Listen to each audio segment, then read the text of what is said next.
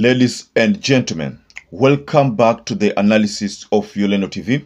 I hope you're well from wherever you're watching this channel. I'd like to start this session by appreciating you so much for making this channel grow. If you wish to support us, just subscribe to our channel and give this video a like. So things are not going to be good for the KK regime when it comes to the coastal politics. William Samoei Ruto, with the team of Kenya Kwanza, talking about Amason Jeffa Kingi, Moses Wetangula, Musalia Mudavadi, they all campaigned on the promise that they will not privatize the Kenya Ports Authority, Mombasa Port. That is one of the promises that William Ruto gave the Coastarians. And even though coast is always dominated by Raila Amolo Odinga's supporters, William Ruto managed to get some few votes courtesy of the fact that he was going to protect the port of Mombasa. You remember that for the past close to 7 months, there have been a debate of privatization of certain state companies. If you talk like the issue of Mumias Sugar, Zoia Sugar, these companies have been threatened by privatization move. So you understand what happened in the Western Kenya, whereby leaders out there decried that move. And then I remember even Boni Alwale, who is an Auda politician, decried the move and said that happened to tutakosana. So when it comes to coast, there is a serious problem in coast. Earlier on today, I stumbled upon a video from AbdhulSwamad.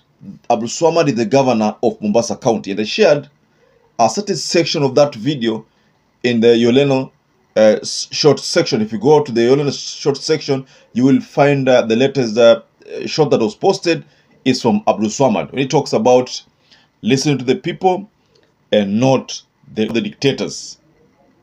So the reason why I brought in this analysis is because AbdhulSwamad has exposed a move that the government has embarked on, a move that will make sure that the Mombasa port is privatized.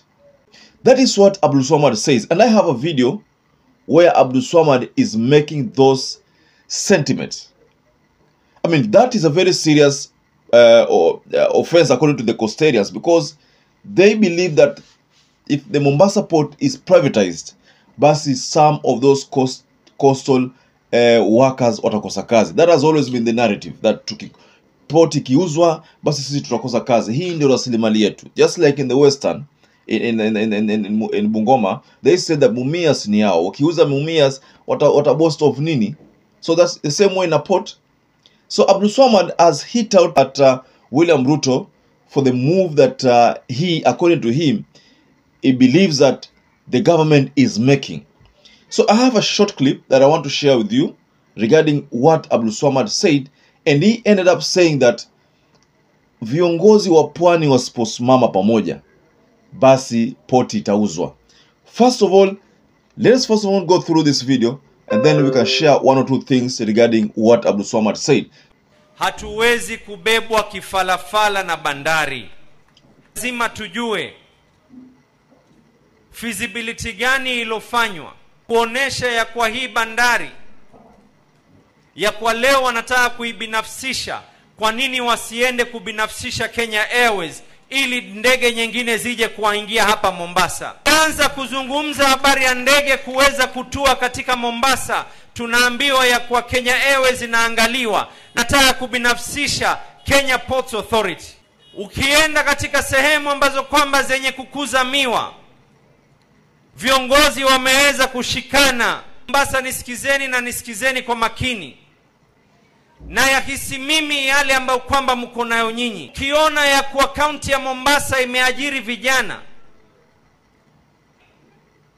mkiona ya kwa bei ya leseni tumeweza kuipunguza.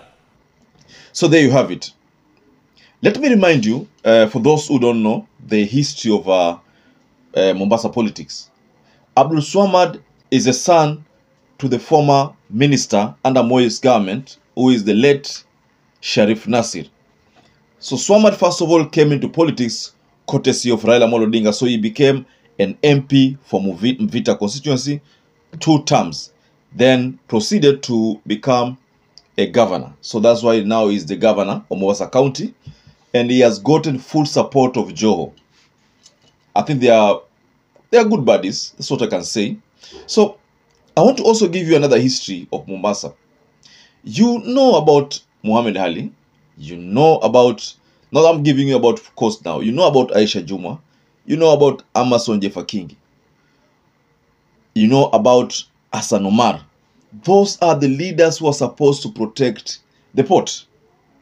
Of course, Aisha Juma comes from Kilifi, Kingi Kilifi. But Hassan Omar, Joe, Swamad, these people come from Mombasa. They have a duty to protect Mombasa port at all costs. But we have a problem here, because right now we have noticed a trend whereby all UDA politicians hawasemi kama kuna makosa. It is only for Bonialwale of Kakamega who managed to say that Mumias haiwezi enda. Remember, Bonialwale comes from Kakamega County, and Kakamega County, Mumias bado iko ndani yake, but Bungoma bado is bordering. I think it's just a border between Bungoma and Mumias. I mean Bungoma and Kakamega, and probably Busia. So Swamad has realized that he is going to fight this war alone, and there is nobody to assist him. So that's why he's making that appeal to leaders, to the locals, to protect the port. So I think this is William Ruto should I think if this clip ya Swamad imemfikia vizuri, then he should flash back to those days of campaign when they used to talk about state capture and how they would not privatize the port. I remember Mudavadi had held a press conference and he announced the move that according to them Uhuru Muigai Kenyatta was making, the move to have the port privatized. They said so.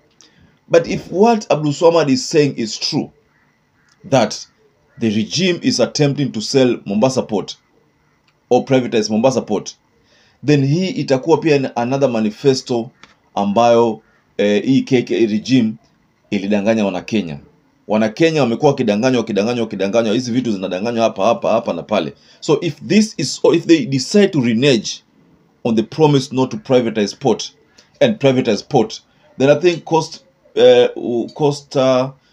residents wataumia, and they need to protect that. Hiyo ni rasilimali ya pwani, they need to protect it. We know that there have been previous governments have always had that attempt to have to privatize it. It's because once you do that privatization, that is when you realize that leaders will start buying shares there. You see, we amenunua shares, we amenunua shares, we amenunua shares, we amenunua shares. Then at the end of the day, your port itakuwa managed na the few political elites, the rich.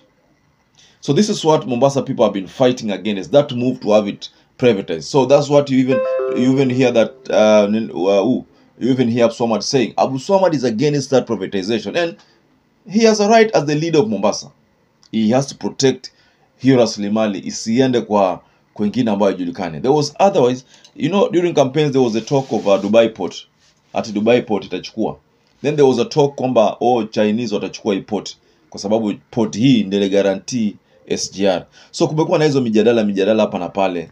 Now that's why you remember last year they talked about state capture, that they would fight it. If they took over the government, they would fight that state capture move.